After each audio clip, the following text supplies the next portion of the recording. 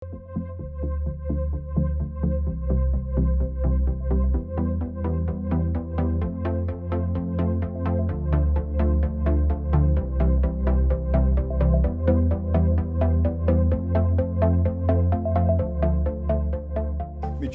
thanks for joining us. It's a pleasure. I wanted to go way back and talk about your childhood and your earliest musical memories. The radio, musical memories. It was my musical education was the radio. Long before I knew I was going to be a musician. Back then I was born in the early 50s, so 53 I was born. And we had one radio station, I think the BBC home programme, and they played everything from Mantovani through to whatever the current pop was. So I think the first time I ever heard the Beatles would have been on that, The Shadows, that kind of thing. So yeah, that was it. My mother was a housewife, stayed at home, looked after us, but the radio was always on. So that was my formal education. And your first instrument? Guitar. I could draw a guitar long before I could play one. I was only ever good at two things. I could sing, because that didn't cost anything. We were, it was a tenement slum we were brought up in, and a pretty poor family background. But I went on and on and on about guitars to my family, and when I was 10 years old, they scraped together £3, which was half my dad's wages at the time, to buy me a second-hand acoustic guitar. And luckily, this guitar was actually a good guitar. Most first guitars that kids get, the strings are so high off the frets it kills their fingers and they give up. And this was an old dance band guitar, which I still have, and I kind of taught myself from there. Yeah. I think it was McCormick's was your local music store? Yes. What are your memories of going into the music store? I was the same as every other, dewy-eyed kid, going into a music shop. You kind of salivated over, Marshall amplifiers, things that you just could not afford, things that were way out of your scale. Touching guitars. You'd go in on a Saturday morning and you'd ask to try out a Fender or a Gibson or whatever, and they'd look at you like, really, we're going to put this very expensive instrument in your hands? But they got to know you. So as you started performing in bands at weekends and things, and you got a little name for yourself, they were more inclined to take you on, and they nurtured you. They were great with repayments, with HP, hire purchase, because they knew that even as a professional musician, you weren't going to get paid very much, and they just let payments run, because they knew that the moment you did get paid, you'd go in and give it. So if it wasn't for the help and the flexibility on their side, we couldn't have afforded to buy the initial equipment you needed to be in a band. What about mentors along the way? Did you have people that helped you out? I don't think there were mentors. I think the mentors were my parents. I mean, my parents. I remember wanting to buy a Fender Stratocaster. There was an old, I wish I'd kept it, there was a really old Fender Stratocaster in a shop, and it was £110. And it must have been like a 60s one, because it was a small stock head. And somebody had painted it with white gloss paint by hand, and it was all running, and it was a horrible looking thing. And my parents saved up, they borrowed £110. They got a thing called a Provident cheque, which you have to pay back every week. And they bought this guitar for me, and I brought it home and instantly dismantled it, took everything off it, sanded it all down and rebuilt it, and they were horrified. They were more horrified 3 months later when I took it in and traded it in for a Gibson, which is what I really wanted, and did the exact same thing with the Gibson. So they were the ones responsible. They're the ones who signed the HP contracts and stuff so that I could get the stuff. You didn't really have mentors back in the day. Maybe eventually when you got a manager or something, they kind of took over that role. Yeah. In regard to gear, throughout your career, especially with Ultravox, you're quite a pioneering band, and actually one of the first musicians to play a lot of models of musical instruments, weren't you? Well, kind of. I mean, I suppose, you know, Ultravox pre-me, you know, we're using, you know, Mini Moogs and ARP Odysseys and EMS, you know, suitcase synthesizers with pin matrices and things, long before I knew anything about this stuff. But I think musicians tend to be fascinated with things that bleep and light up, you know, pedals and keyboards and, you know, technology. And we were no different. We were just doing it a little bit before a lot of other people.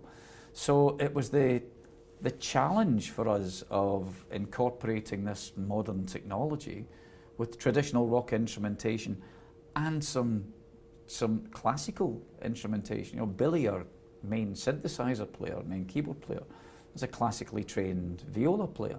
So we used that. I mean, you listen to the song Vienna, and it's a classic hybrid of, you know, acoustic piano, electronic drums, synthesized bass, a little bit of synthesizer, and a viola.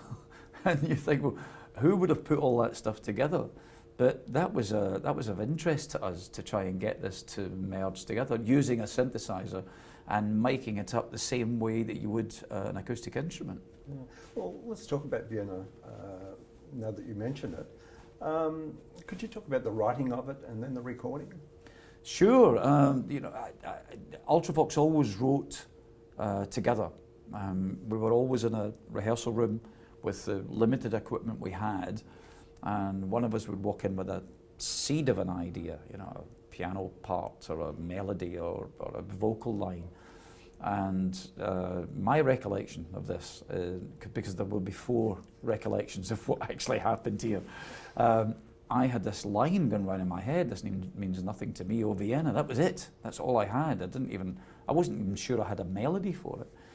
And we started jamming ideas round. And over a 4-day period, it turned from that little seed of an idea into the arrangement that we know now.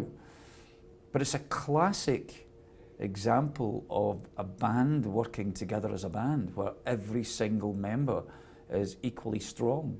And if you think about the bass elements, if you deconstruct the song, it falls apart if you take any of those sections out. So like a 4-legged table, you know, you cut one of the legs off and it falls over.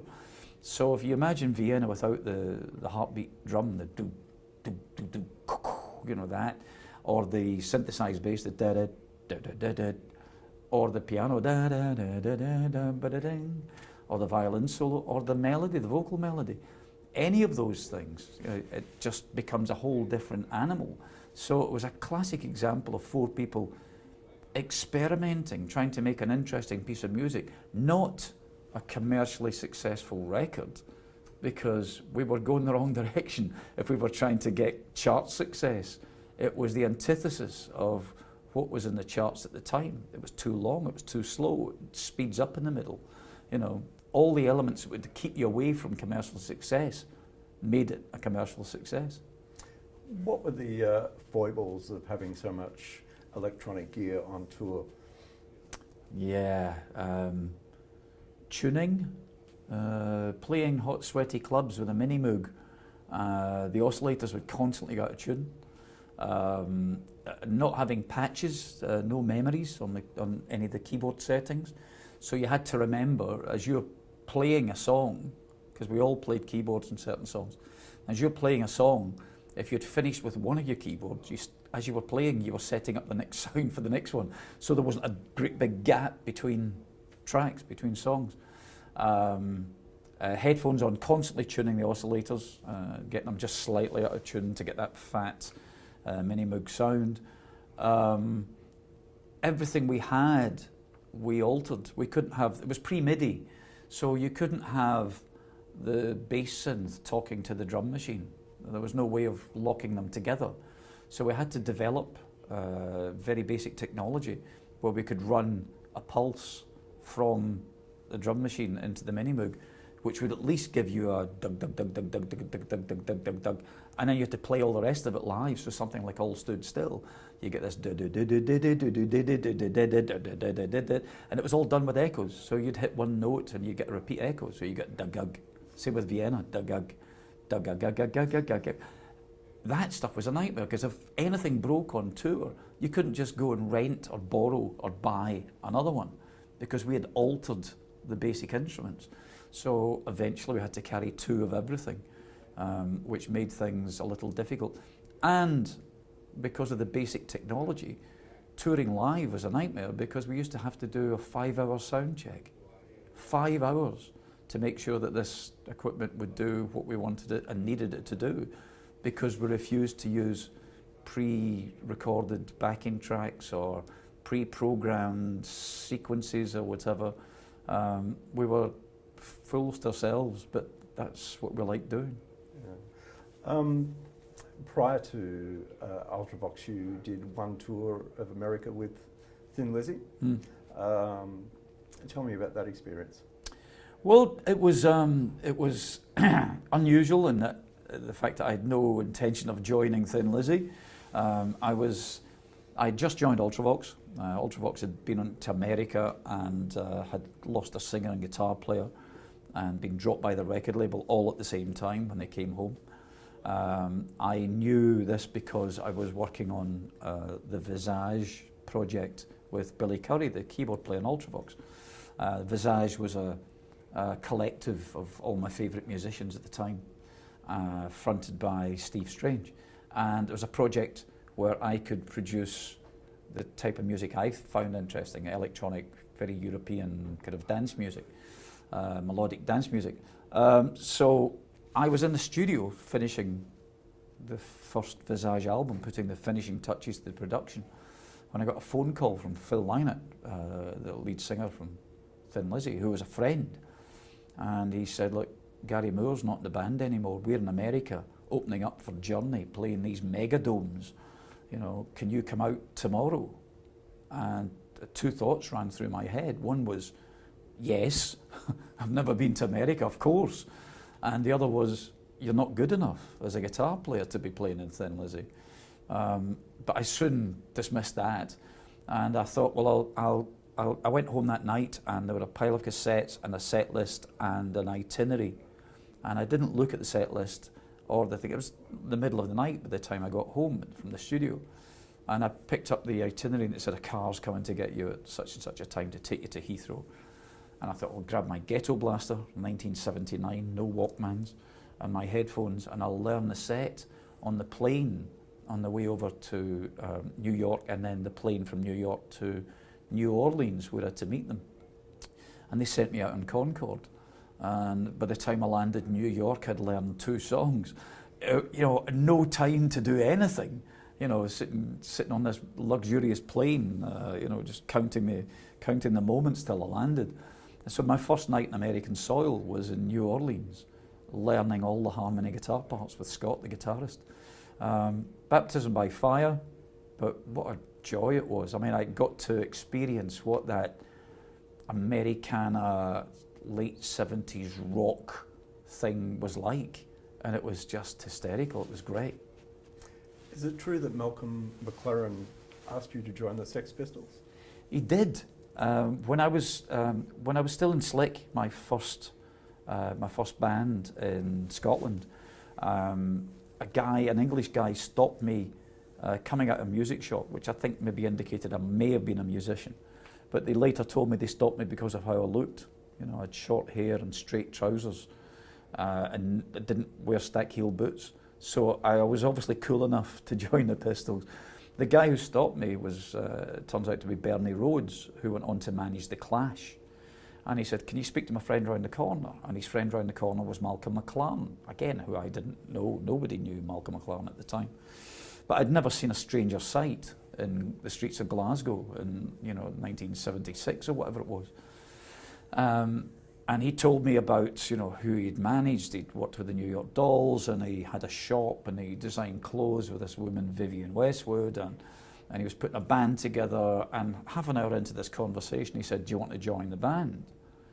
And I said, well, you didn't ask me what I do. You don't even know if I sing or play drum. What do you want me to know? It's like, it never got any further than that. I said, thanks, but no thanks. You know, it's a very odd thing. And of course, it transpires that they were both up in Glasgow. They'd driven from London with some slightly hot equipment in the boot of their car. And they'd been stopping off in like Birmingham and Manchester and Newcastle on the way trying to sell this equipment.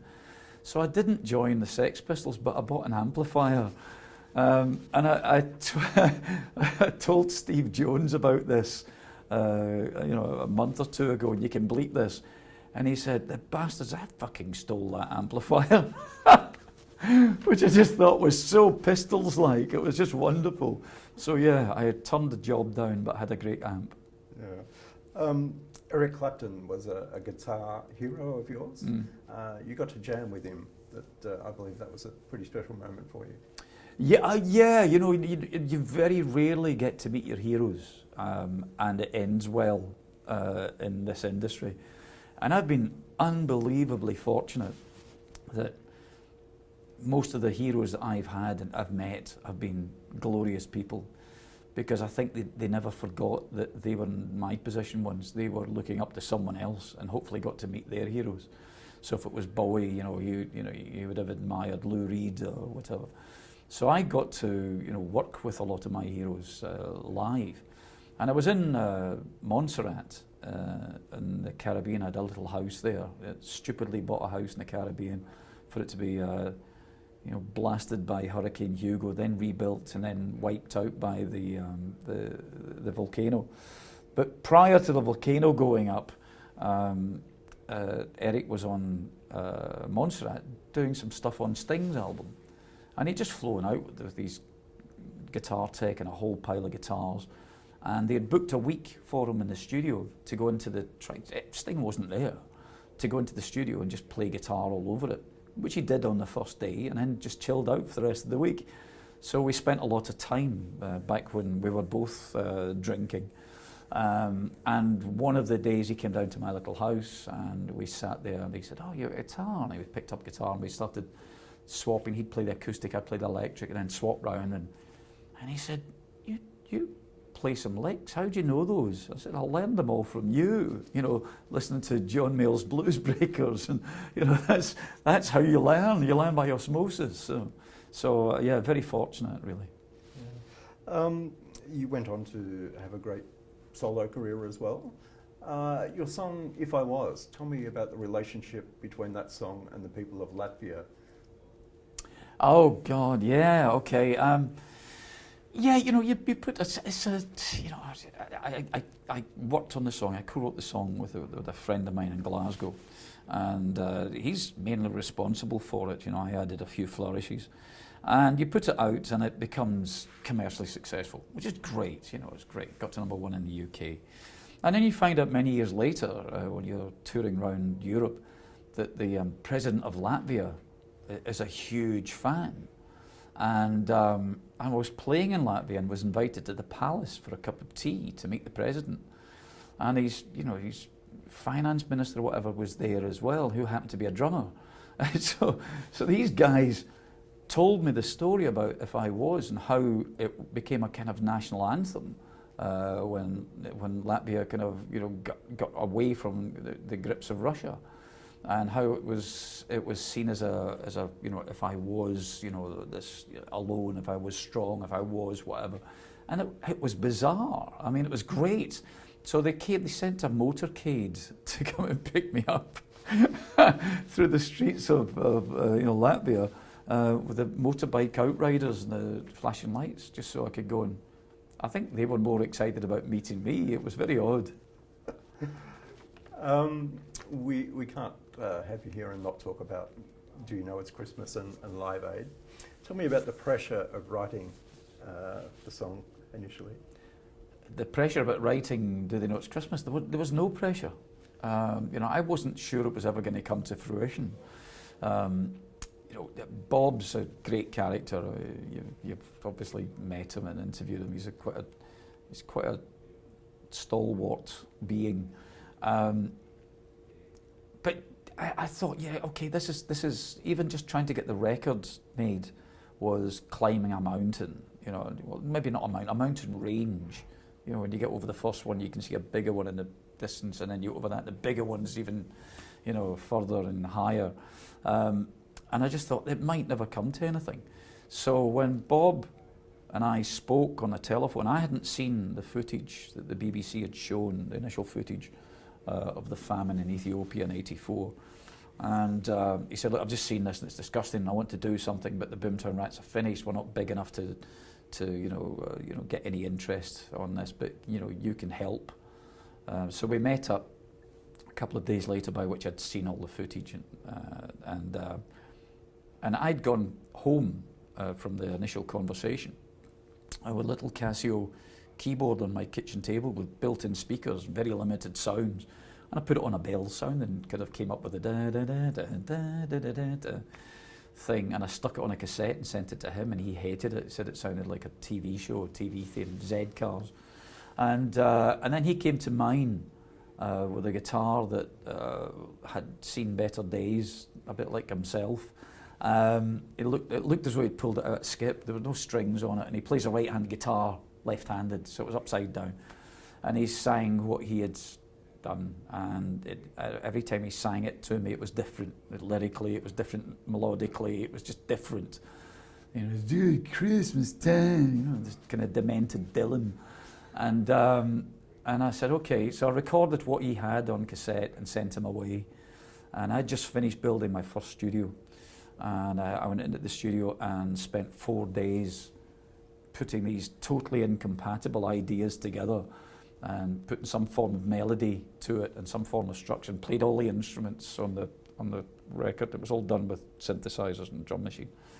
And he went off and bludgeoned artists to come along. So from the moment that we actually met, the thing grew. We'd scaled the first mountain and the second mountain and the third mountain, and he just had this amazing knack of pulling people in. So by the time we met up, he'd already got Simon Le Bon from Duran, and he'd already got Gary Kemp from Spandau Ballet, and he'd spoken to Sting, and they just kind of kept coming. Once people saw what this was all about, they offered their services. So yeah, 4 days doing this. At the time, he wanted Trevor Horn to produce the record because he was the hottest producer in the UK at the time. But Trevor takes notoriously 6 weeks to make a single, which would have missed Christmas, which kind of, made the whole thing redundant. So I just said, look, I'll do it. It's fine. I'll finish it off. And Trevor gave us 24 hours at Psalm Studios in London to record the vocals and Phil Collins' drums and mix the record. And that's the bit that's up there on the internet. Everyone can see that, the kind of documented history of it all. And there's a moment where on that cold Sunday morning, 10 o'clock on a Sunday morning, Bob and I are standing outside the studio with the world's media in our face, the cameras and microphones. And we had no idea who was coming. Because we hadn't spoken to an adult.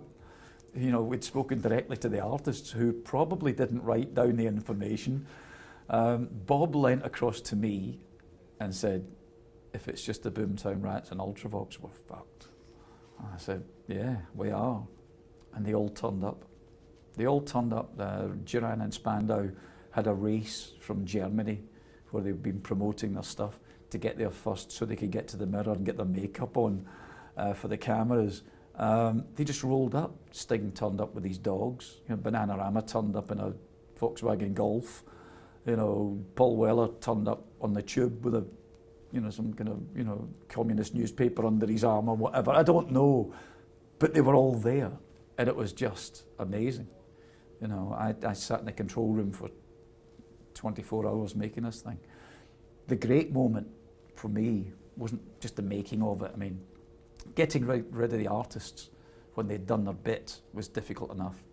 Then I had to try and mix the record and have it finished, because it had to be in the pressing plants at 8 o'clock the next morning to have it pressed and the sleeve made and sent out to the retailers.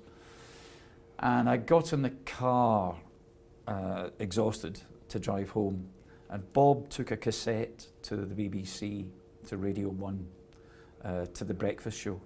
And as I'm driving home, I hear Bob on the radio entering the studio, and they played the cassette, which is unheard of. The BBC don't play cassettes. It doesn't have a number, it doesn't have a code. And it sounded great. And the moment it finished, they rewound the cassette and they played it for a second time, which again, the BBC do not do.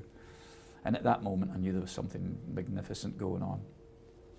And of course, that led to Live Aid, the biggest global concert ever. What are your memories of the day? Oh, it was, it was a whirlwind. My memories are vague of it. It seemed to fly by.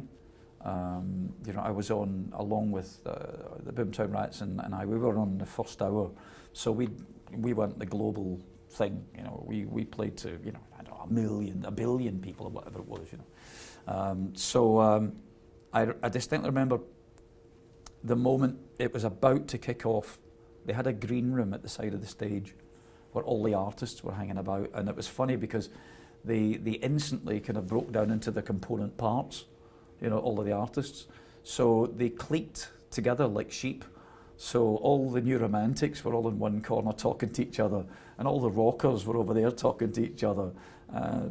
Paul Weller's over there on his own or whatever. It was just this funny, odd thing.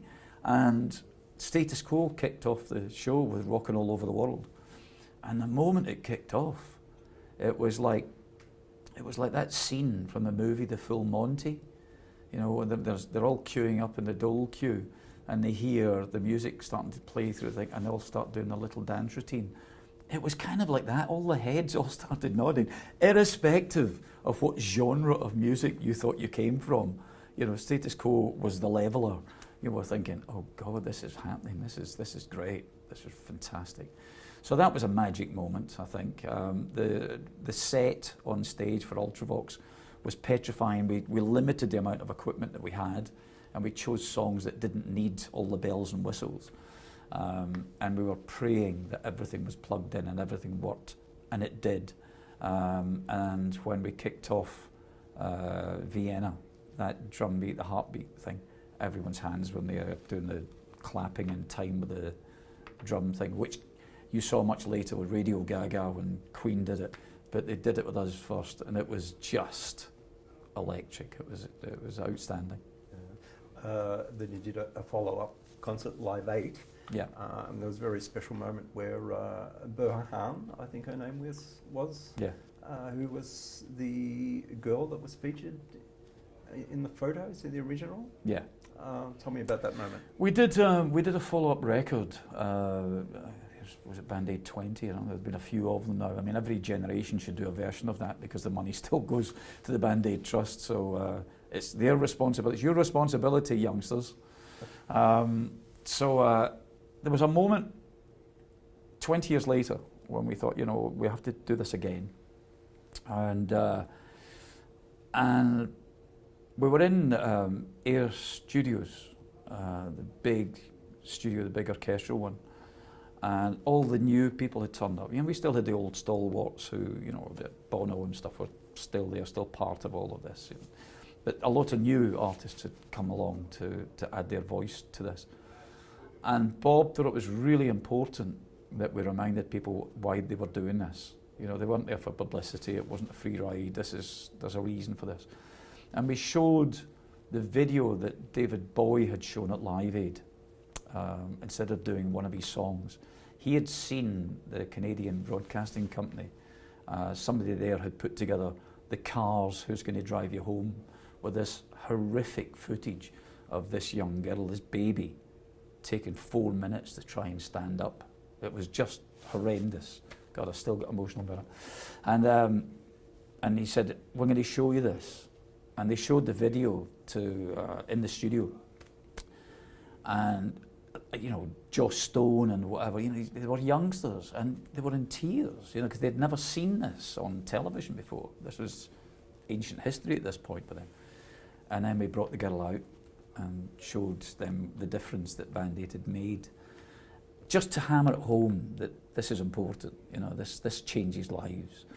And they got it, and they did a magnificent job. It was brilliant. these days. You're a modern day musician.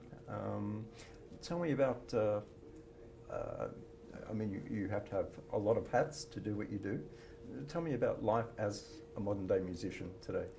When I go and talk to young musicians at the likes of LIPA, the Paul McCartney School in Liverpool, or whatever, and I go and talk and I do these master classes. They ask me, master of nothing. They ask me to come along and of course the big questions you get from young people is what's it like having a multi-million selling records, and what's it like doing global tours and all of that stuff, and it flashes in your mind that will not happen for 99.9% of people.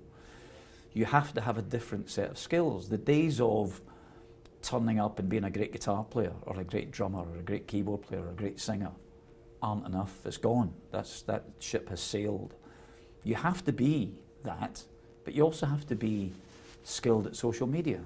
You have to be brilliant in the studio. You have to be an engineer. You have to be an arranger.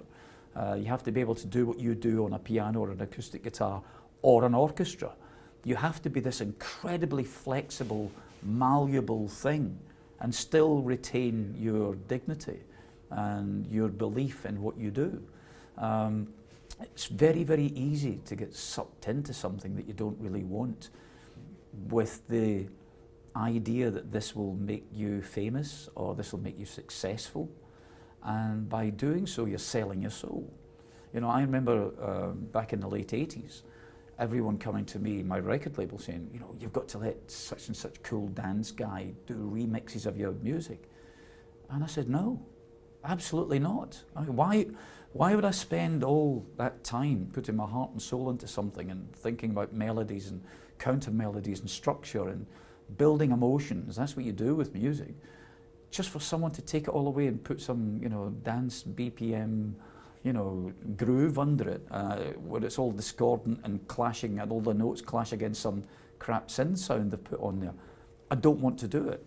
And you have to be prepared to stick your neck out and say, if that means that my career I'll be standing on street corners busking, that's what I'd rather do. I'd rather busk one of my songs the way I want it done than have someone else come along and bastardize it. And it's a very difficult thing to try and get across to people. But if you're skilled in all of those things, you're not dependent on handouts from a record company. You're not dependent on going in with your hat saying, I need some cash to go and make my next record. You can do it in your bedroom.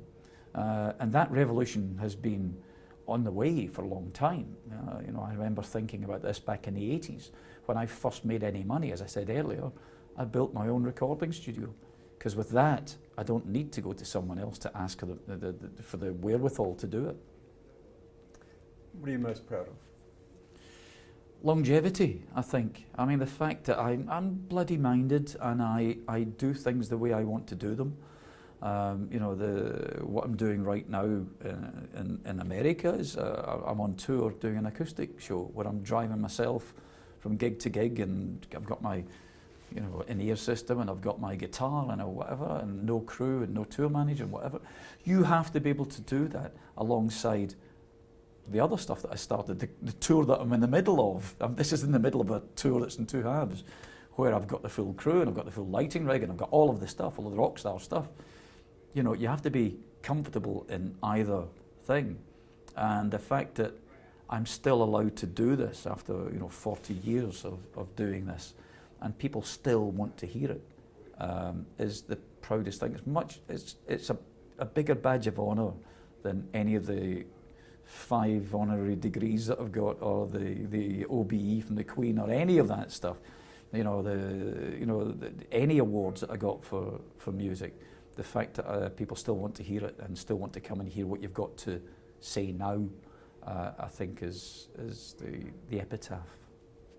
Midge, thanks for your time. That's a pleasure.